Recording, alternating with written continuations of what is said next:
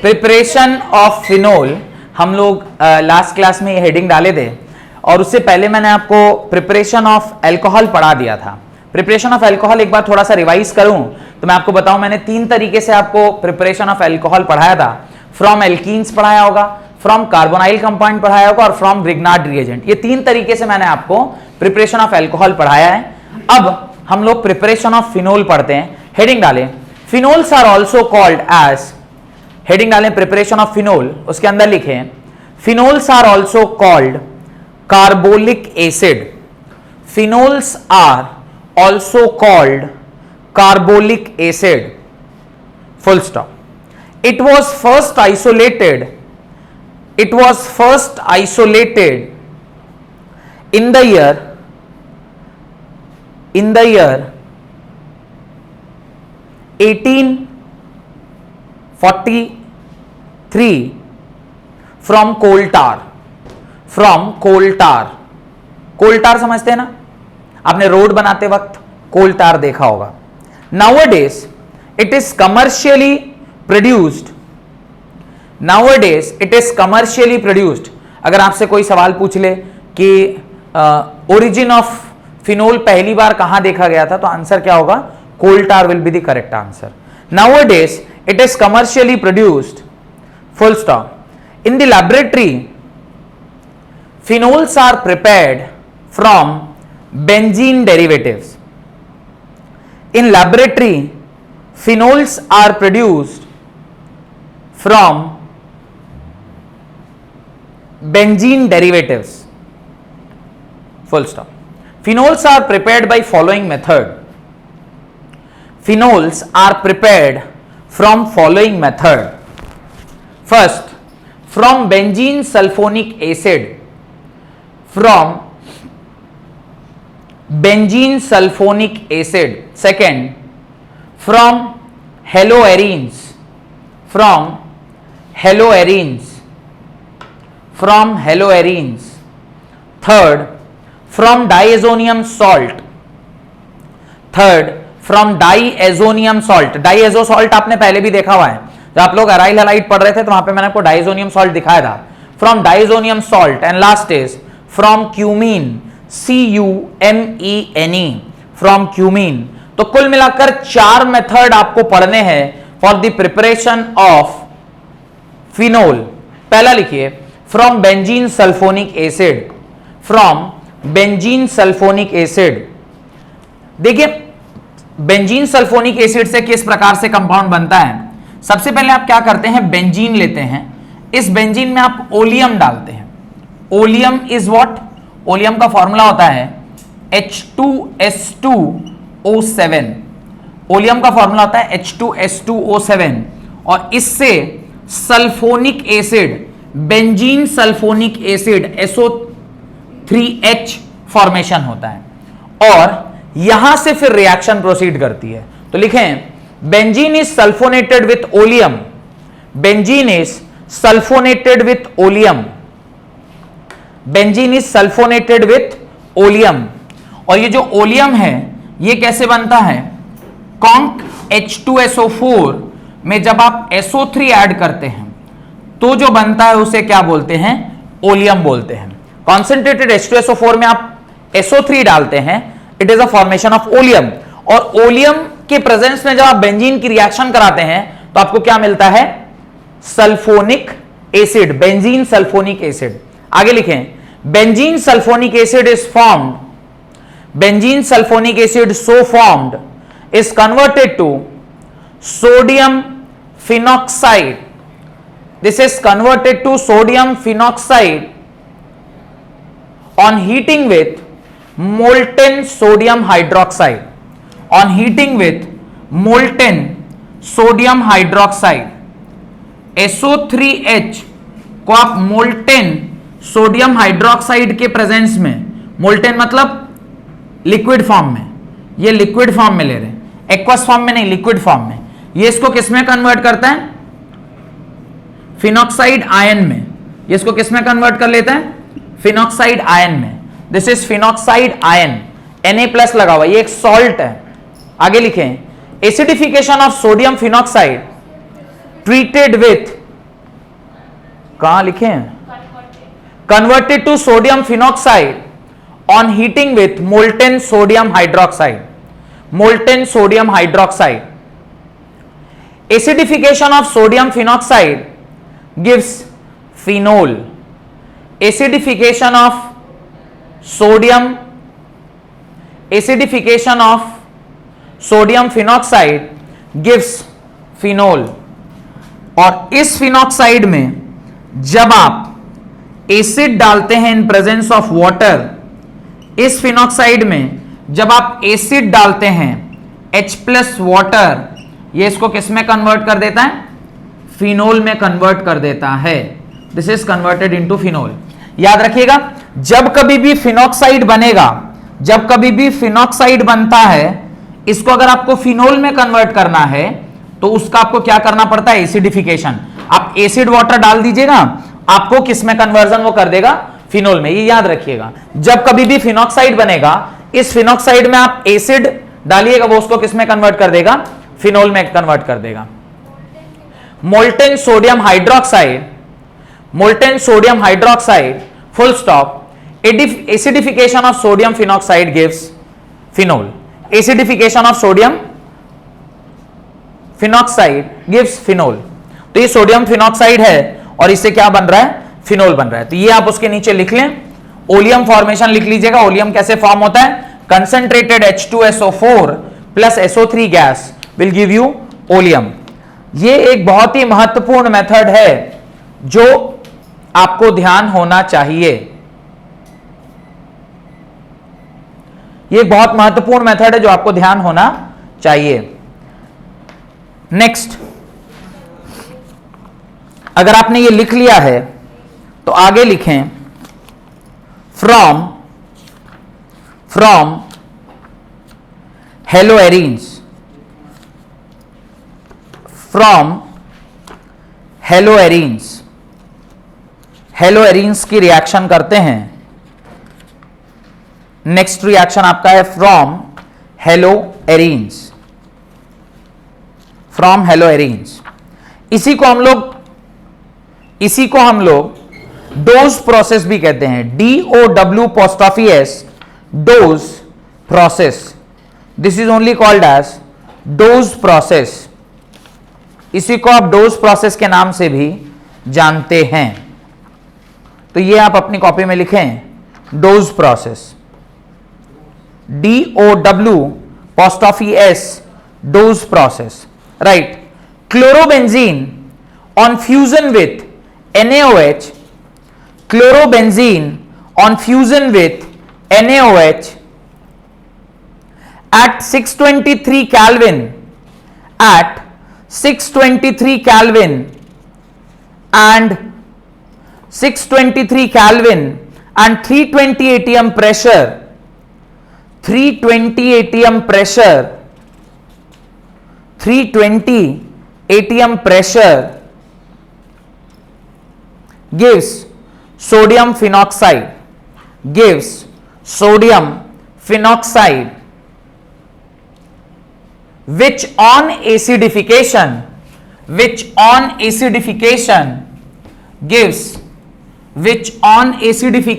gives phenol, which on acidification gives phenol. क्या कह रहे हैं, chlorobenzene, this is chlorobenzene. Chlorobenzene में आपने क्या डाला है, क्लोरोबेंजीन में आपने NaOH डाला है. और ये NaOH किस कंडीशन पे डाला है, 623 kelvin and 320 ATM, 623 kelvin and 320 ATM. इस कंडीशन में जब आप ये रिएक्शन करवा रहे हैं तब ये क्लोरोबेंजीन किसमें कन्वर्ट हो रहा है, this chlorobenzene is converted into sodium phenoxide. ये किसमें कन्वर्ट हो रहा है, सोडियम फिनॉक्साइड. और सोडियम फिनॉक्साइड को एसिड के प्रेजेंस में डालिएगा, वो उसको किसमें कन्वर्ट कर देगा, अल्कोहल में. तो लिख लें उसके नीचे ये जो मैंने अभी लिखा है. और यहां पर इसके साथ साथ और एक चीज जो निकलेगी वो क्या है, इसके साथ साथ जो एक चीज निकलेगी वो क्या होगी, Na के साथ Cl लग जाएगा जो यहां से निकला है. तो यहां पे आपको क्या मिलेगा, NaCl मिलेगा.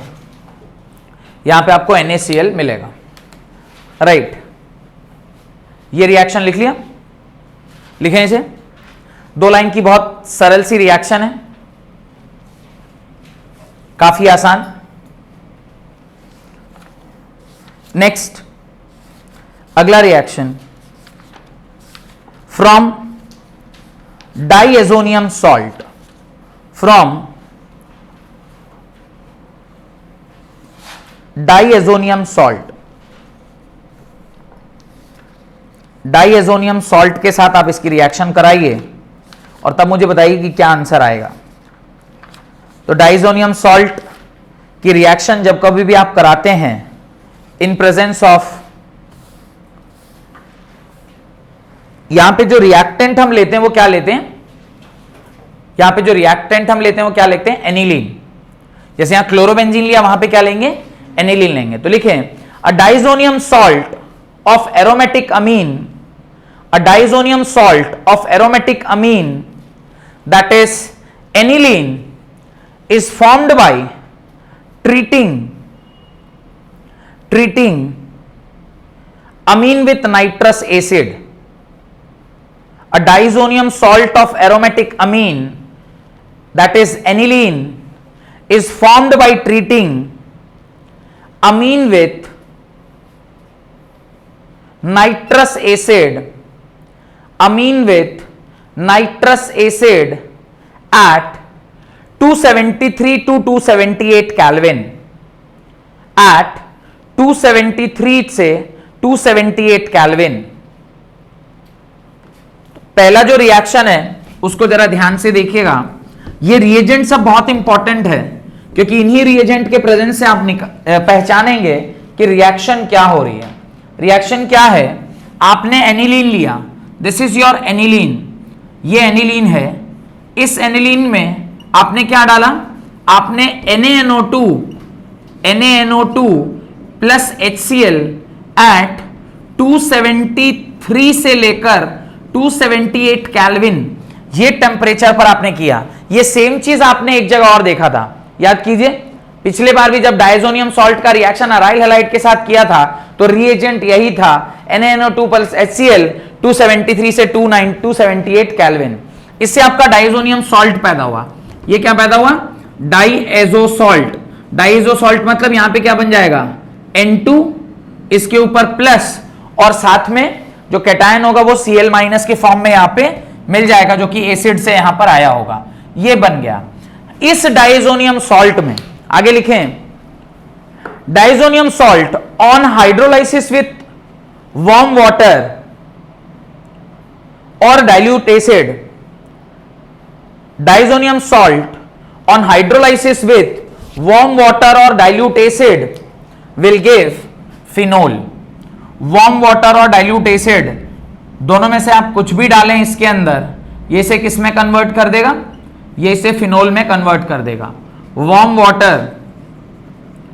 वाटर के प्रेजेंस में आप इसे फिनोल में कन्वर्ट कर लेंगे और फिनोल कन्वर्ट होगा, इसमें OH लगेगा, साथ में N2 मिलेगा और HCl मिलेगा। इस प्रकार से रिएक्शन प्रोसीड करेगी, इस प्रकार से रिएक्शन प्रोसीड करेगी। ये जो रिएक्शन है इसको हम क्या बोलते हैं, फ्रॉम डाइएजोनियम सॉल्ट। सारी की सारी रिएक्शन 2 स्टेप में हो रहे हैं, आप देख पा रहे होंगे। पहले एक इंटरमीडिएट बन रहा है और उस इंटरमीडिएट में जब आप कोई और चीज डाल रहे हैं तो रिएक्शन ऐसी हो रही है। इसका एक और चीज ध्यान रखिएगा, कई बार एग्जाम में आप इस तरीके का भी डायरेक्टली देख सकते हैं। आपने देखा एनिलीन में एक ही साथ तीनों चीज लिखा हुआ है, NaNO2 प्लस HCl, साथ में 273 से 278 केल्विन का टेम्परेचर, और थर्ड वहीं पे क्या लिख दिया उसने, वार्म वाटर लिख दिया। वार्म वाटर माने वार्म H2O। और अब अगर ऐसा हुआ एक साथ तो डायरेक्टली जो आपका प्रोडक्ट बनेगा वो क्या हो जाएगा, फिनोल एज अ प्रोडक्ट आपको मिल जाएगा। तो ये 2 स्टेप में ना करा के फिर आप कैसे कराएंगे, सिंगल स्टेप में कराएंगे। अगर अलग अलग लिखेगा तो फिर अलग अलग करवाना होगा। याद रखिएगा, डाइजोनियम बन गया, डाइजोनियम के बाद कोई भी रिएक्शन और कराई जा सकती है। डाइजोनियम का और कितना रिएक्शन आपने पढ़ा है, वहां पे भी इससे ले जाया जा सकता है। तो आपने देखा होगा यहीं से बी बन गया, यहां पे वार्म वाटर डाला तो कुछ बना, यहां पे कुछ डाला तो और कुछ बन रहा है, यहां से और कुछ डाला तो और कुछ बन रहा है। सारे चैप्टर में डाइजोनियम सॉल्ट एक बार ना एक बार आता ही है। आप उसका रिएजेंट याद रखिए, यहां से 3 प्रोडक्ट मिल जाएंगे, अराइल हैलाइड भी मिल सकता है, इधर फिनोल मिल रहा है, किसी एक चैप्टर से आपको और कुछ कार्बोक्सिलिक एसिड मिल जाएगा। तो आपको पता होना चाहिए कि एनिलीन में आपने क्या डाला तो डाइजोनियम सॉल्ट मिला। डाइजोनियम सॉल्ट में अगर वार्म वाटर डाल रहे हैं तो ये मिल रहा है, डाइजोनियम सॉल्ट में कुछ और डालेंगे तो हो सकता है अराइल हैलाइड मिल जाए, डाइजोनियम सॉल्ट में कुछ और डालेंगे तो हो सकता है कार्बोक्सिलिक एसिड मिल जाए। ये डिपेंड करता है इसके बाद आपने क्या डाला है। तो देखे होंगे कई बार जब कन्वर्जन दिया रहता है तो यहीं पे 3 एरो बना दिया होगा, यहां पे लिख देगा कैपिटल ए, यहां पे लिख देगा कैपिटल बी, यहां लिख देगा कैपिटल सी, यहां पे लिखा H2O वार्म, तो आपको क्या बनाना होगा, ये बनाना होगा। बी के साथ और कुछ लिख देगा तो हो सकता है यहां पे कुछ और प्रोडक्ट बने, सी के साथ और कुछ लिख देगा तो यहां पे हो सकता है कुछ और प्रोडक्ट बने। तो इस तरह से आप अगर सारे चैप्टर्स का एक साथ ध्यान आ जाए तो फिर आप बहुत आसानी से इस तरह के रिएक्शन को लिख सकते हैं। The last reaction is from cumene. Last reaction is from cumene. Cumene में आप क्या करते हैं, पहले O2 ऐड करते हैं और उसको हाइड्रोजन परऑक्साइड का शेप देते हैं। तो मैं दिखाता हूं आपको रिएक्शन कैसे हो रही है। ये सबने लिख लिया होगा, लिखें from cumene, right. Cumene an isopropyl benzene. Cumene एक आइसोप्रोपाइल बेंजीन है। क्यूमीन मतलब आइसोप्रोपाइल, इस पे एक पर H, here it is CH3 and here also CH3. This is isopropyl benzene. On aerial oxidation forms cumene hydroperoxide. On aerial oxidation forms cumene hydroperoxide.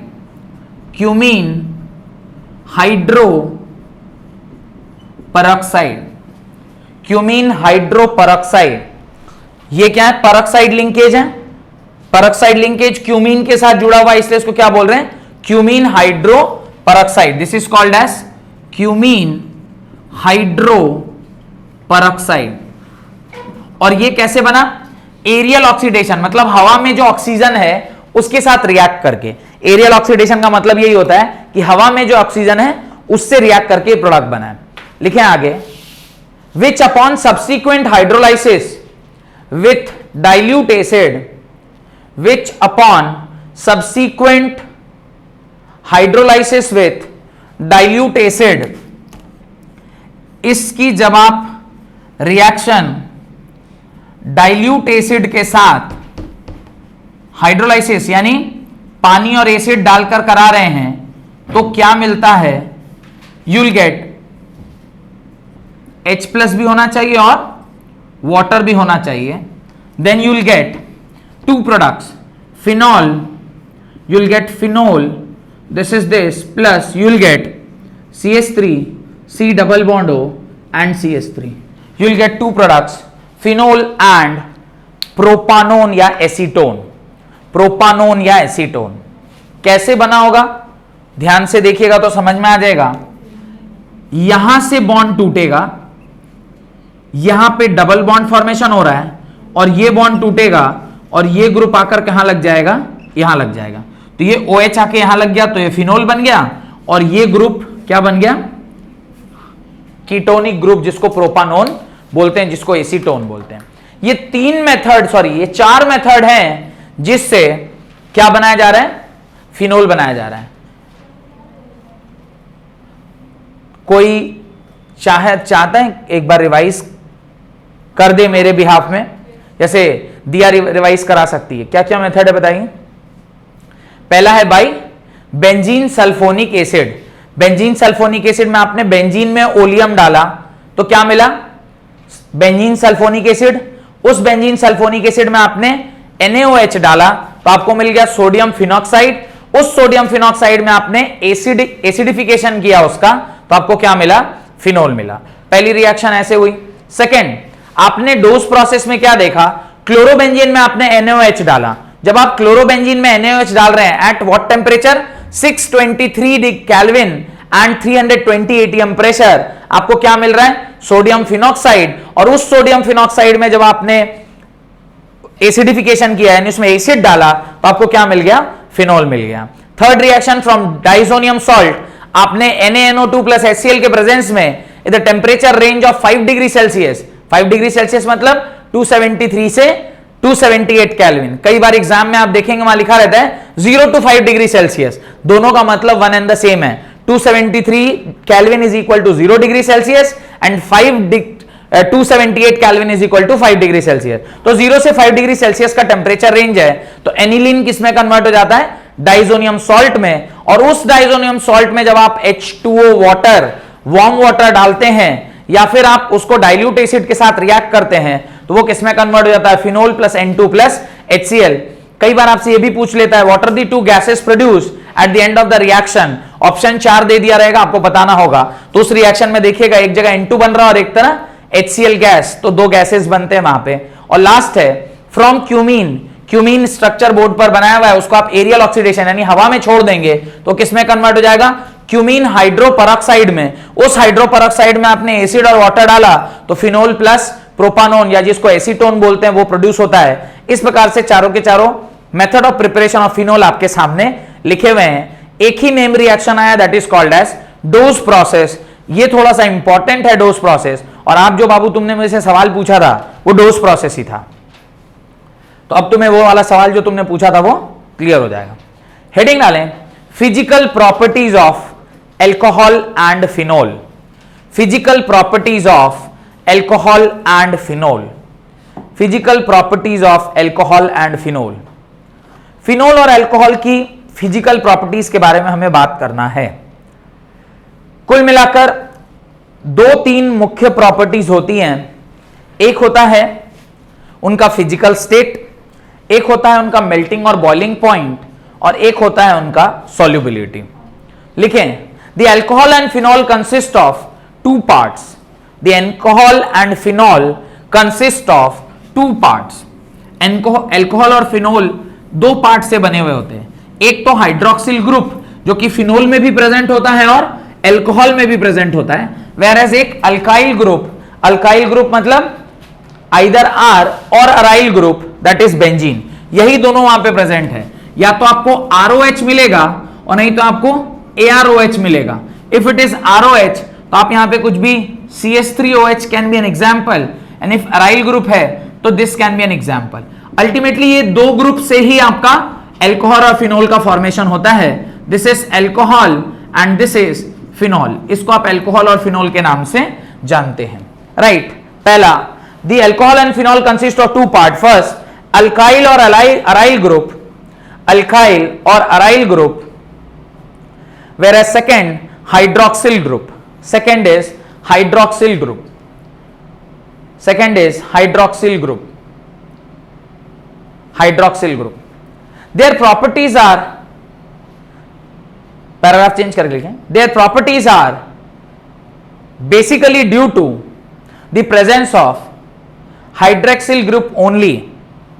Their properties are due to hydroxyl group only. Full stop. There is very minimal change in the property. Full stop. There is very minimal change. बहुत छोटा सा change होता है. There is very minimal change in the properties due to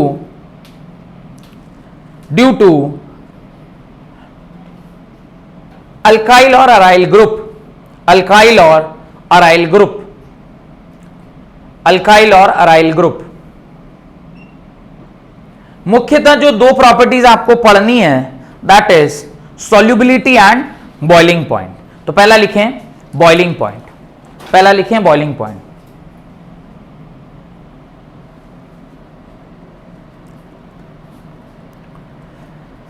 चलिए एक छोटा सा argument आप लोगों के साथ शेयर करता हूं, देखते हैं कितने लोग कितने बुद्धिमान हैं। शायद बोला भी होगा। बॉइलिंग पॉइंट मेल्टिंग पॉइंट का डेफिनेशन के बारे में आजकल में बात की है क्या हम लोग? नहीं, कोई बात नहीं। अच्छा ठीक है, तो मुझे बताइए किसी भी चीज का बॉइलिंग पॉइंट क्या होता है? ये बहुत एक इंपॉर्टेंट सा कॉन्सेप्ट है और आपको भी बुरा लगेगा अगर मैं आपसे बोलूंगा कि आप लोग ये नहीं जानते हैं कि बॉइलिंग पॉइंट क्या होता है। हाँ बताइए दिया, what is boiling point? What is boiling point बताइए, क्या कह रहे हैं मैडम? जब किसी भी लिक्विड का pressure, vapour pressure atmospheric pressure के बराबर हो जाता है तो उसे हम बॉइलिंग पॉइंट बोलते हैं। Very good, this is the definition which I have taught you in solid state chapter, solution chapter, जहां पे वो वेपर प्रेशर वगैरह आया था। Very good. लेकिन यहां पर जो मुझे वेपर प्रेशर समझना है, यानी यहां पर जो मुझे बॉइलिंग पॉइंट का कॉन्सेप्ट समझना है, ये वेपर प्रेशर के टर्म से तो समझना नहीं है, क्योंकि यहां पे प्रेशर इन्वॉल्व नहीं है, इक्विलिब्रियम स्टैब्लिश नहीं हो रहा है। यहां तो हम समझना चाहते हैं in terms of bond strength, क्योंकि हम लोग पढ़ रहे हैं ऑर्गेनिक केमिस्ट्री। ऑर्गेनिक केमिस्ट्री में बॉन्ड स्ट्रेंथ के रिलेटिवली आपको चेक करना होगा कि किसी भी सब्सटेंस का बॉइलिंग पॉइंट और मेल्टिंग पॉइंट क्या होता है। तो एक जो बचपन में डेफिनेशन आपने पढ़ा था, बॉइलिंग पॉइंट का मतलब होता है, बॉइलिंग पॉइंट का मतलब क्या होता है? बॉइलिंग पॉइंट का मतलब होता है कि जब वो स्टेट लिक्विड से किस में कन्वर्ट कर जाए? गैसियस में। This is boiling point. और मेल्टिंग पॉइंट का भी कुछ इसी प्रकार से आपने पढ़ा होगा कि मेल्टिंग पॉइंट का मतलब होता है जब किसी भी सब्सटेंस का सॉलिड स्टेट से किस में कन्वर्जन हो जाए? लिक्विड स्टेट में कन्वर्जन हो जाए, तो उसे हम क्या कहते हैं? मेल्टिंग पॉइंट कहते हैं। ये परिभाषा आप लोग बचपन से पढ़ते आ रहे हैं, जो क्लास 12th के सॉल्यूशन चैप्टर में आने तक आपको पता थी और आप उसको रट के भी रखे हुए थे। फिर मैंने कुछ प्रेशर वेशर के टर्म्स में भी आपको समझाया होगा। अब मैं एक और आर्ग्यूमेंट दे रहा हूं, जरा ध्यान से देखिएगा। बॉइलिंग पॉइंट किसी भी चीज का, बॉइलिंग पॉइंट किसी भी चीज का डिपेंड करता है उस सब्सटेंस के आयनिक कैरेक्टर के ऊपर। किसके ऊपर? आयनिक कैरेक्टर के ऊपर। First argument. Second argument, ionic character किसी भी सब्सटेंस का डिपेंड करता है उसके लैटिस एनर्जी के ऊपर। किसके ऊपर? उसके लैटिस एनर्जी के ऊपर। यानी जिसकी लैटिस एनर्जी ज्यादा उसका आयनिक कैरेक्टर ज्यादा, और जिसका आयनिक कैरेक्टर ज्यादा उसका बॉइलिंग पॉइंट भी ज्यादा होगा। इस आर्ग्यूमेंट में कोई दिक्कत है तो बताइए। किसी को यह लग रहा है कि नहीं सर आपने ये लिखा ही गलत है पूरा? ये आर्ग्यूमेंट है। Lattice energy, what is lattice energy? किसी भी सॉलिड को जब आप एनर्जी देकर तोड़ेंगे तो लिक्विड में कन्वर्ट होगा। उस लिक्विड को जब आप फर्दर एनर्जी देंगे तो गैस में कन्वर्ट होगा।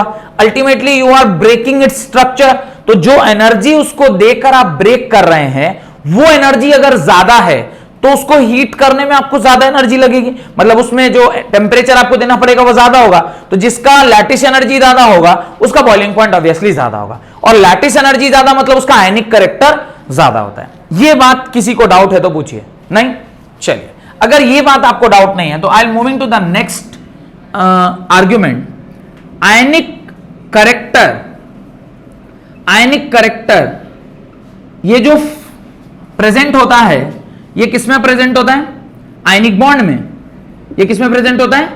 आयनिक बॉन्ड में। जहां आयनिक बॉन्ड होगा वहीं आयनिक कैरेक्टर होगा। और आयनिक बॉन्ड एक नॉन डायरेक्शनल बॉन्ड होता है। कैसा बॉन्ड होता है? नॉन डायरेक्शनल बॉन्ड होता है। इस आर्ग्यूमेंट के साथ कोई दिक्कत है तो बताइए। नॉन डायरेक्शनल बॉन्ड, क्या बोल रहा हूं मैं? आयनिक कैरेक्टर आयनिक बॉन्ड में प्रेजेंट होंगे, जहां आयनिक बॉन्ड होगा वहीं आयनिक कैरेक्टर होगा। और आयनिक बॉन्ड एक नॉन डायरेक्शनल बॉन्ड होता है। ये इंफॉर्मेशन मैं आपको दे रहा हूं कि आयनिक बॉन्ड एक नॉन डायरेक्शनल बॉन्ड होता है। क्यों अगर पूछिएगा तो उसका भी आंसर है। इसलिए नॉन डायरेक्शनल होता है कि मान लीजिए अगर कहीं सोडियम है तो ये सोडियम प्लस है, तो इसके चारों तरफ Cl माइनस प्रेजेंट होगा। इसके चारों तरफ कौन प्रेजेंट होगा? Cl minus. क्यों? क्योंकि एक पॉजिटिवली चार्ज के बगल में नेगेटिवली चार्ज रहता है, और कहीं पे अगर Cl माइनस है तो इसके चारों तरफ क्या प्रेजेंट होगा? सोडियम प्लस प्रेजेंट होगा। अब तो आप लोग सॉलिड स्टेट पढ़ चुके हैं तो आपको पता होगा कि एक कैटायन को बहुत सारे एनायन घेर के रखते हैं और एक एनायन को बहुत सारे कैटायन। वो स्ट्रक्चर देखा था ना जिसके अंदर बॉल्स की मदद से मैंने आपको दिखाया था।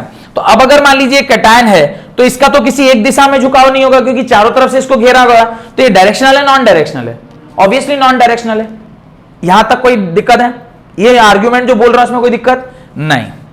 अब मैं कह रहा हूं कि आयनिक बॉन्ड, अब मैं कोवेलेंट बॉन्ड की बात कर रहा हूं। क्या बात कर रहा हूं? कोवेलेंट बॉन्ड की बात कर रहा हूं।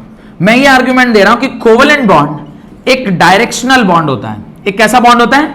डायरेक्शनल बॉन्ड होता है। डायरेक्शनल बॉन्ड क्यों डायरेक्शनल बॉन्ड है? ये आर्ग्यूमेंट मैं दूं इससे अच्छा आपको पहले से भी इसके बारे में पता होगा। क्या पता है आपको? पता है कि एस एस इस प्रकार से ओवरलैप करते हैं, जिसका एक्सटेंट ऑफ ओवरलैपिंग ज्यादा, जिसका एक्सटेंट ऑफ ओवरलैपिंग ज्यादा, वो ज्यादा स्ट्रॉन्ग बॉन्ड होगा। वो ज्यादा स्ट्रॉन्ग बॉन्ड होगा। अच्छा, ये जो कोवेलेंट बॉन्ड है ये अगर डायरेक्शनल है तो एक आर्ग्यूमेंट दे रहा हूं कि डायरेक्शनल बॉन्ड जो होते हैं वो स्ट्रॉन्ग बॉन्ड होते हैं। स्ट्रॉन्ग बॉन्ड होते हैं किसके रेस्पेक्ट में? WRT with respect to non directional bond.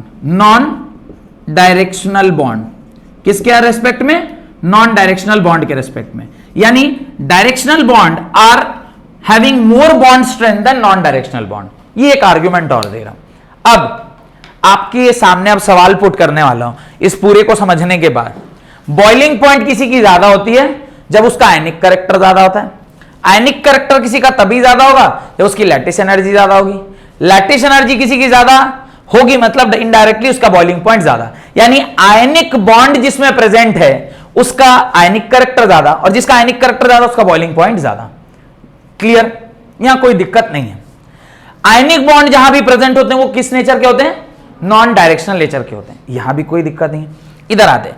Covalent bond एक डायरेक्शनल बॉन्ड है because SS overlapping, PP overlapping, sigma bond, pi bond formation class 11 के केमिकल बॉन्डिंग में आप लोगों ने पढ़ रखा है। ये एक डायरेक्शनल बॉन्ड होता है जिसका एक्सटेंट ऑफ ओवरलैपिंग ज्यादा, वो स्ट्रॉन्ग बॉन्ड, और स्ट्रॉन्ग बॉन्ड होने की वजह से ये डायरेक्शनल बॉन्ड होने की वजह से एक आर्ग्यूमेंट दे रहा हूं कि directional bond is stronger bond than non directional bond. यानी इन पूरे आर्ग्यूमेंट को कंक्लूड करूं तो मैं ये बोलूंगा कि bond strength of covalent bond is greater than bond strength of ionic bond।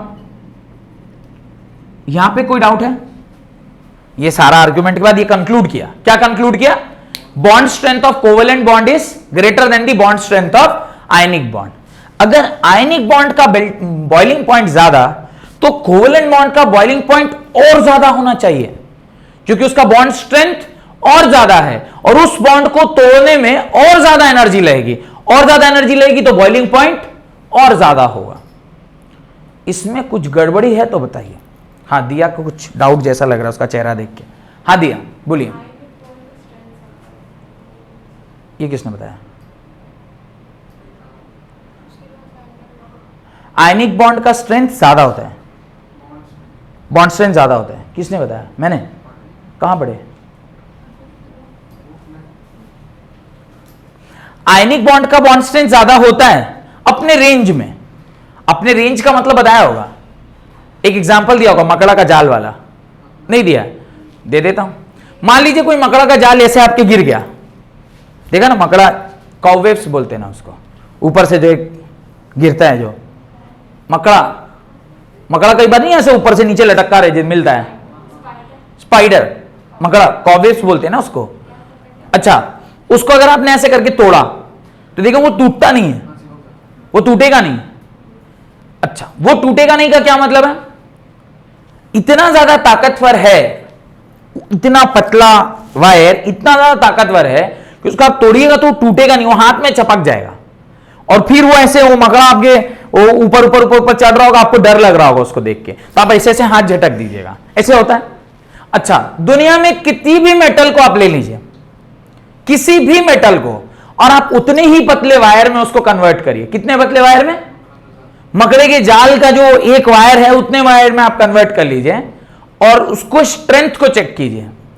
जितना वजन वो वायर जो मकड़ा अपने शरीर से निकाल रहा है उतना वजन किसी भी तार में आप डाल दीजिएगा, वो टूट जाएगा। तो क्या बोलेंगे? अपने रेंज में उसका जो स्ट्रेंथ है वो क्या है? मैक्सिमम है। अपने रेंज में उसका स्ट्रेंथ जो है वो क्या है? मैक्सिमम है। यह बात आपको समझ में आ गई? कोई दिक्कत? चलिए, अगर यह बात आपको समझ में आ गई कि अपने रेंज में मैक्सिमम है तो आयनिक बॉन्ड अपने रेंज में मैक्सिमम होता है। अगर ओवरऑल देखा जाए तो directional bond is always stronger than non directional bond. Covalent bond एक कैसा बॉन्ड होता है? डायरेक्शनल बॉन्ड होता है। आयनिक बॉन्ड एक नॉन डायरेक्शनल बॉन्ड होता है, और directional bond always non directional bond से स्ट्रॉन्गर होता है। इस आर्ग्यूमेंट से कोवेलेंट बॉन्ड का strength is always greater than ionic bond का स्ट्रेंथ। आयनिक बॉन्ड को तोड़ने में अगर बॉइलिंग पॉइंट ज्यादा लग रहा है तो कोवेलेंट बॉन्ड को तोड़ने में एनर्जी और ज्यादा लगनी चाहिए। अब कोई डाउट है तो पूछिए। नहीं, लेकिन जो स्टेटमेंट मैं बोल रहा हूं ये गलत है, जस्टिफाई इट। मैंने जो भी समझाया वो गलत नहीं है, पर जो स्टेटमेंट मैं बोल रहा हूं कि आयनिक बॉन्ड को तोड़ने में जो एनर्जी लग रही है वो ज्यादा है, तो कोवेलेंट बॉन्ड की एनर्जी तोड़ने में और ज्यादा एनर्जी लगेगी, तो कोवेलेंट बॉन्ड का बॉइलिंग पॉइंट और ज्यादा होगा। ये स्टेटमेंट गलत है। I need justification from you all कि क्यों कोवेलेंट बॉन्ड का बॉन्ड स्ट्रेंथ ज्यादा होने के बावजूद भी उसका बॉइलिंग पॉइंट कम होता है with respect to ionic compound. ये मेरा आर्ग्यूमेंट है जो आपको जस्टिफाई करना है। जो भी मैं पढ़ाया हूं इसमें एक भी चीज गलत नहीं है। पहले तो इतना पढ़ाएगा कौन? पर अगर मैं बता रहा हूं तो एक एक चीज सही बोल रहा हूं। सिर्फ लास्ट आर्ग्यूमेंट जो मैंने बोला है कि आयनिक बॉन्ड का bond strength covalent bond strength से कम होता है, यहां तक सब कुछ सत्य है। उसके बाद जो बोला कि चूंकि आयनिक बॉन्ड का बॉइलिंग पॉइंट ज्यादा है तो कोवेलेंट बॉन्ड का बॉइलिंग पॉइंट और ज्यादा होना चाहिए विद दिस आर्ग्यूमेंट, क्योंकि बॉन्ड स्ट्रेंथ इसका ज्यादा है तो उसको तोड़ने में एनर्जी ज्यादा लगेगी, तोड़ने में एनर्जी ज्यादा लगेगी तो उसका बॉइलिंग पॉइंट ज्यादा होना चाहिए। ये स्टेटमेंट गलत है। आपको जस्टिफाई करना है कि कैसे सर ये स्टेटमेंट आप गलत पढ़ा रहे हैं, ये स्टेटमेंट कैसे गलत है। कौन बताएगा? किसको नहीं चमक रहा है? चमकेगा भी नहीं। नई चीज आपको पता ही नहीं है। अगर पता रहती तो ये सब भी पता रहता, लेकिन ये सब भी नहीं पता था आपको, तो वो कैसे पता चलेगा? उसको जस्टिफिकेशन क्यों मैं पढ़ा रहा हूं, why am I teaching this, मेरे को समझाना है कि बॉइलिंग पॉइंट का क्या रिलेशनशिप होता है अल्कोहल के केस में। अल्कोहल के केस में बॉइलिंग पॉइंट, पहले बॉइलिंग पॉइंट समझ में आएगा तब ना, अल्कोहल हो कि फिनोल हो कि कोई भी हो। पहले बॉइलिंग पॉइंट का मतलब ही नहीं पता आपको, अल्कोहल का पढ़ के क्या कीजिएगा। तो पहले तो बॉइलिंग पॉइंट का कॉन्सेप्ट पता होना चाहिए, बॉइलिंग पॉइंट कोवेलेंट कंपाउंड्स में कैसे देखा जाता है। एज सच जो रिलेशनशिप अभी मैं लिख रहा हूं, कोवेलेंट बॉन्ड्स या कोवेलेंट कंपाउंड्स के केस में जो मेल्टिंग और बॉइलिंग पॉइंट होती है वो कैसी होती है? Inversely proportional. इनवर्सली प्रोपोर्शनल मतलब किसी में अगर कोवेलेंट कैरेक्टरिस्टिक ज्यादा है तो उसका बॉइलिंग पॉइंट क्या होगा? कम होगा। जबकि बॉन्ड स्ट्रेंथ किसका ज्यादा होता है? कोवेलेंट का ज्यादा है किससे? आयनिक से। जिसका जितना ज्यादा स्ट्रेंथ उसको उतना ज्यादा तोड़ने में ज्यादा एनर्जी लगेगा। उस हिसाब से कोवेलेंट का क्या कैरेक्टरिस्टिक्स होना चाहिए? कोवेलेंट का बॉइलिंग पॉइंट और ज्यादा होना चाहिए। पर जो सत्य बात वो यही है कि जिसका कोवेलेंट कैरेक्टर ज्यादा उसका बॉइलिंग पॉइंट कम होता है। अब मेरा नेक्स्ट सवाल है कि सर ये क्यों हो रहा है, ये कौन बताएगा? जो तेज विद्यार्थी होगा वो उसका आंसर दे लेगा। देखिए मैं आपके बीच में तेज कौन है? हाँ तुम तेज, ऐसे हाथ उठा देते हैं। अच्छा तुम मास्क ठीक कर रहे हो, अच्छा अच्छा। हाँ अंजलि आप लग रहे हैं थोड़े तेज टाइप के, चश्मा पहने हुए, बोलिए। बोले चश्मा तो बहुत पहले से पहने थे, आज आपको देखा। हाँ आप बताइए। नहीं प्रिया आप बताइए। आप हाँ नहीं, क्या नहीं? बॉयफ्रेंड छोड़ के चला गया? बोली नहीं, क्या नहीं? नहीं पता। हाँ दोस्त,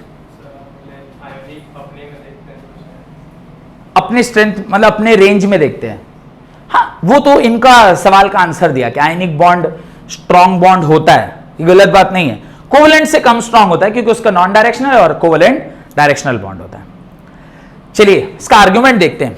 अभी ये किसको लिखना है क्या? कोई लिखना चाहता है इसको या मिटा दूं? क्यों मेरे को जगह चाहिए लिखने के लिए, मिटा रहा हूं। चलिए क्या मिटा दूं? ये बॉइलिंग पॉइंट वाला मिटा देता हूं। अब जरा ध्यान से देखिएगा, ये ध्यान से देखिएगा। जब आप CO2 एक गैस है जिसके अंदर कौन सा बॉन्ड प्रेजेंट होता है? CO2 कंपाउंड को अगर मैं देखूं तो उसका जो स्ट्रक्चर है वो कैसा होगा? ऐसा होगा।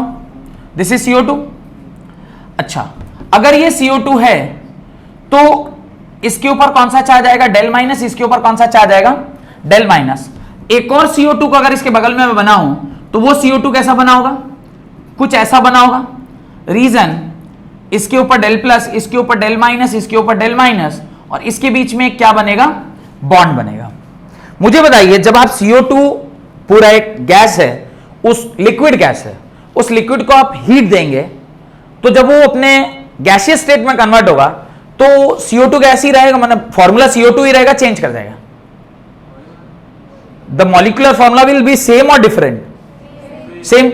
If the molecular formula is same then the bond जो उसके अंदर प्रेजेंट था वो भी सेम रहेगा, बॉन्ड भी नहीं टूटेगा। इसका मतलब बॉन्ड टूटेगा कौन सा, कार्बन और ऑक्सीजन के बीच का कोवेलेंट बॉन्ड टूटेगा, या कार्बन डाइऑक्साइड और कार्बन डाइऑक्साइड के बीच का जो ये इंटरेक्शन है ये टूटेगा, जिससे ये गैसियस स्टेट में कन्वर्ट होगा।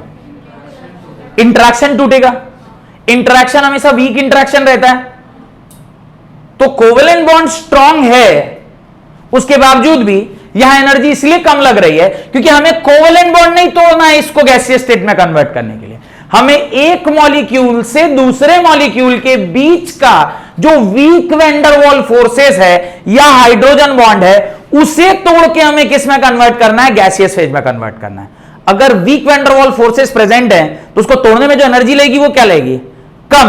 और अगर उसको तोड़ने में एनर्जी कम लग रही है तो उसका बॉइलिंग पॉइंट क्या होगा, कम। Even if the covalent characteristic या कोवेलेंट बॉन्ड का strength is greater than ionic bond, तो हम कोवेलेंट बॉन्ड तो नहीं तोड़ के उसको गैस में बदल रहे हैं ना, हम उसको किसको तोड़ के गैस में बदल रहे हैं, दो मॉलिक्यूल्स के बीच का वीक वैन डर वाल फोर्सेस को तोड़ के हम उसको किस में कन्वर्ट कर रहे हैं, गैसियस फेज में कन्वर्ट कर रहे हैं। इसलिए इन case of covalent bond the melting point and boiling point छोटा होता है जब उसका कोवेलेंट कैरेक्टरिस्टिक्स क्या होता है, ज्यादा।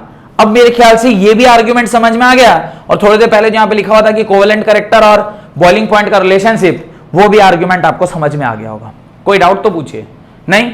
यानी जब कभी भी आप किसी भी सब्सटेंस में बॉइलिंग और मेल्टिंग पॉइंट चेक कर रहे हैं, याद रखिएगा, नोट डाल के इस बात को लिखें। If in case of ionic compounds, point number 1, in case of ionic compounds, the boiling or melting point depends upon, in case of ionic compound, the melting and boiling point depends upon the lattice energy of a particular compound, particular ionic compound, lattice energy of a particular ionic compound. Point number 2,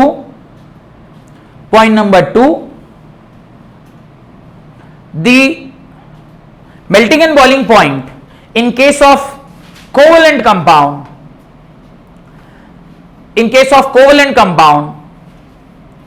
depends upon the forces present between two molecules of that covalent compound. Forces present between two molecules of that covalent compound. उस covalent compound के molecules के बीच का जो strength है उसके ऊपर वो क्या करता है, डिपेंड करता है। उसके ऊपर वो क्या करता है, डिपेंड करता है। समझ में आ गया? यहां तक समझ में आ गया? उसके ऊपर वो क्या करता है, डिपेंड करता है। Got it? ब्रैकेट में लिख लीजिएगा वो फोर्सेस के नाम क्या है। It is either hydrogen bond और वीक वैन डर वाल forces. It is either hydrogen bond और वीक वैन डर वाल forces.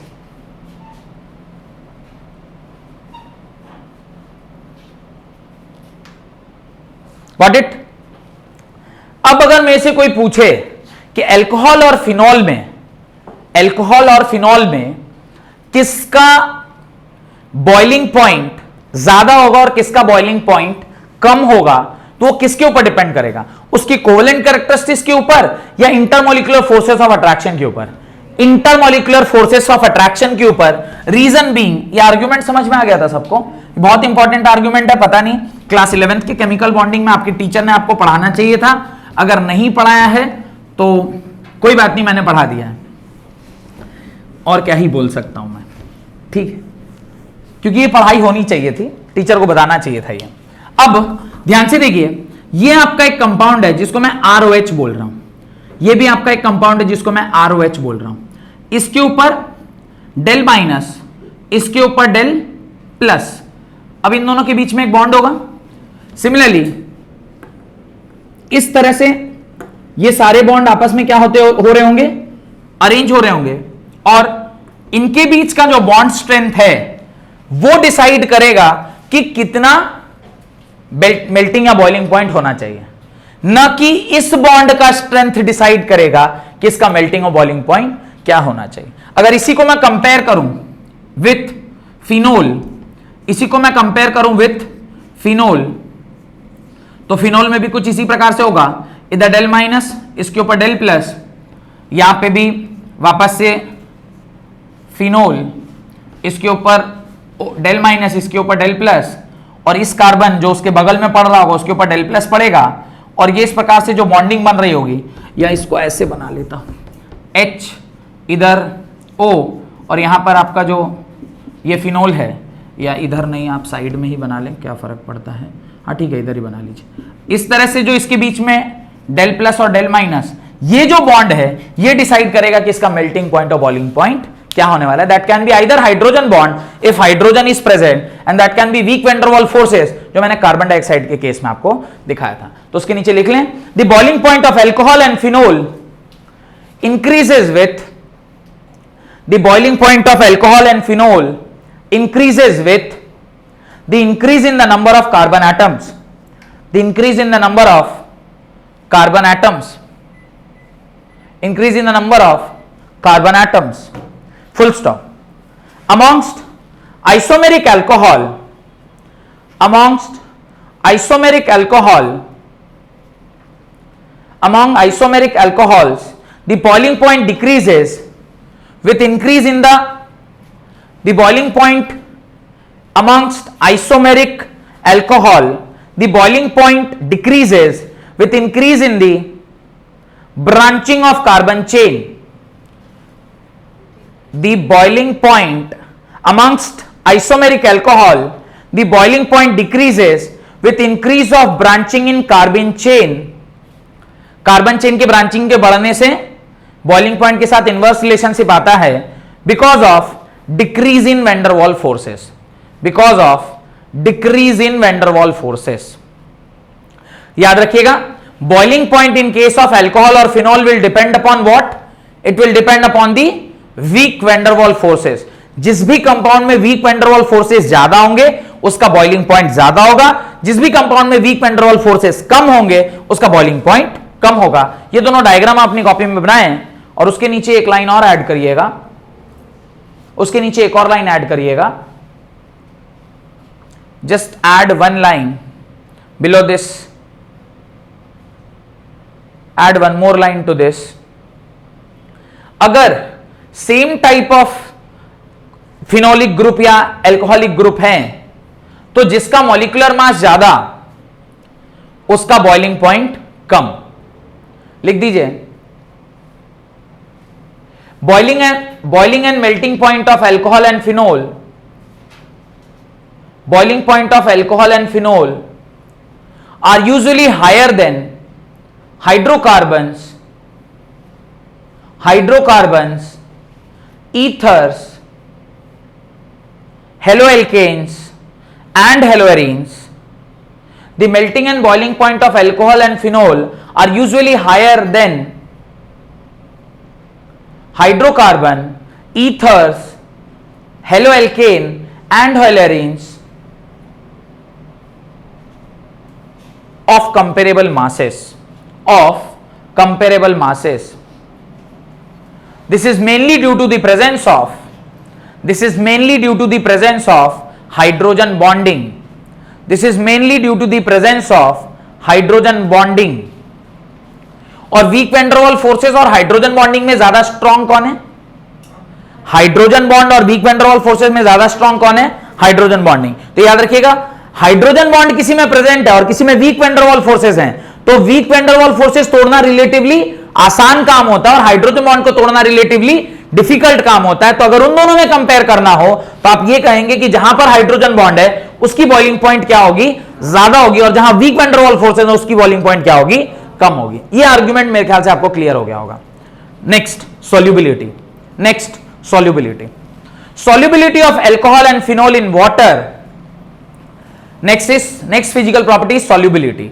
Solubility of alcohol and phenol in water is due to their ability to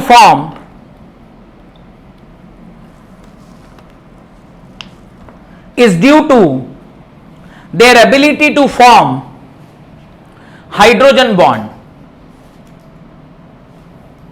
Due to the presence of ability to form hydrogen bond, due to their ability to form hydrogen bond, जिसमें जितना ज्यादा hydrogen bonding होगा वो उतना ज्यादा soluble होगा। ये तो खैर मैंने आपको पहले भी बताया होगा। हेडिंग डालिए chemical reactions of alcohol and phenol. Heading डालें chemical reactions of alcohol and phenol. पूरा रिएक्शन तो मैं अगली क्लास में पढ़ाऊंगा, पर उसका बेसिक आइडिया आज की क्लास में देते हुए आज की क्लास को मैं खत्म करूंगा। लिखें एल्कोहल्स आर, हेडिंग डालें chemical reactions of alcohol and phenol. Right, alcohols are versatile compounds. Alcohols are versatile compounds. They react both as nucleophile and electrophile. They react both as nucleophile and electrophile. देखिए क्यों इसको versatile बोला जाता है। ROH, अगर ध्यान से देखिए, if this bond is breaking, अगर ये बॉन्ड टूट रहा है क्या फॉर्मेशन हो रहा है, RO minus plus H plus. RO minus अगर फॉर्म हो रहा है तो ये किसकी तरह एक्ट करेगा, न्यूक्लियोफाइल NU माइनस की तरह। वेयर एज सेम एल्कोहल अगर इस बार ये बॉन्ड टूट जाए तो किसमें कन्वर्ट हो जाएगा, R plus plus OH minus, and this time it will act as E plus electrophile. इसलिए इसको क्या बोल रहे हैं, वर्सेटाइल बोल रहे हैं।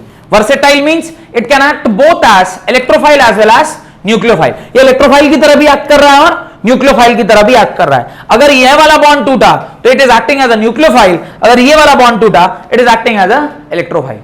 तो उसके नीचे लिखें, right, the bond between OH is broken, if the bond between OH is broken, bond between OH is broken when it reacts as nucleophile, it reacts as nucleophile। तो न्यूक्लियोफाइल की तरह जब वो एक्ट कर रहा होगा तो कौन सा बॉन्ड टूटेगा, O और H के बीच का बॉन्ड टूटेगा। मैंने पूरा मैकेनिज्म नहीं दिखाया है, लेकिन बस इस तरीके से भी आप लिख लीजिए। मैकेनिज्म जब देख रहे होंगे तो बता दूंगा कैसे ये रिएक्शन प्रोसीड करती है, पर यहां देखिए वो न्यूक्लियोफाइल की तरह इस तरह से टूटता है।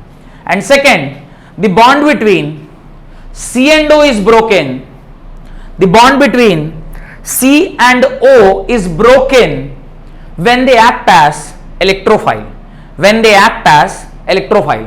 जब वो इलेक्ट्रोफाइल की तरह एक्ट करता है तो कौन सा बॉन्ड टूटता है, R और O के बीच का बॉन्ड टूटता है। Full stop.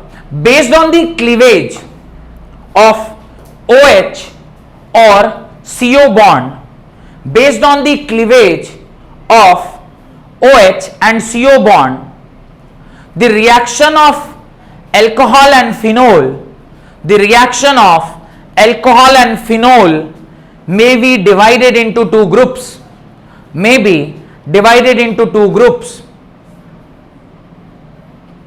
अब पूरे रिएक्शन को हमें कैसे देखना होगा, दो पार्ट्स में, एक जब ये वाला बॉन्ड टूट रहा होगा और एक जब ये वाला बॉन्ड टूट रहा होगा। तो लिखें पहला reaction involving cleavage of OH bond, पहला reaction involving cleavage of OH bond, and दूसरा reaction involving cleavage of COH bond, reaction involving cleavage of COH bond.